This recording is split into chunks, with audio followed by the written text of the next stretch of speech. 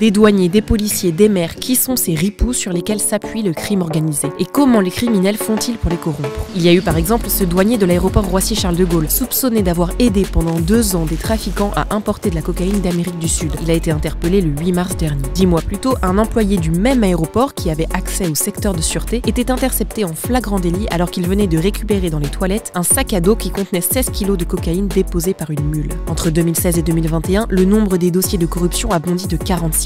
Car pendant longtemps, ces affaires ont prospéré dans l'ombre, la corruption étant très difficile à prouver. Selon le commissaire Guillaume Mézard, pour faire fructifier leur business, les groupes criminels ont besoin d'informations que seuls les services étatiques possèdent. Mais les salariés du privé sont aussi très ciblés. Par exemple, avec la technique du cheval de Troie, qui est très populaire dans les ports français, à Marseille, au Havre et en Martinique. Des extracteurs se cachent dans un conteneur déposé sur le quai par un complice, près d'un autre conteneur pour y récupérer la drogue. Cette technique implique forcément des complices, le docker-chauffeur, le chauffeur du camion ou encore du personnel portuaire. Ces organisations criminelles ultra-violentes sont prêtes à tout pour garder leur accès au port. Pas moins de 26 kidnappings et tentatives liées à la cocaïne dans le port du Havre ont été répertoriés entre juin 2016 et décembre 2021. Les gangs criminels peuvent aussi acheter des surveillants de prison pour laisser passer en cellule de la drogue ou des téléphones. Ils peuvent soudoyer des agents de préfecture pour obtenir de faux papiers. Mais la France n'est pas non plus corrompue de manière systématique. Elle ne figure qu'à la 21e place mondiale entre l'Uruguay et les Seychelles, selon l'association Transparency International.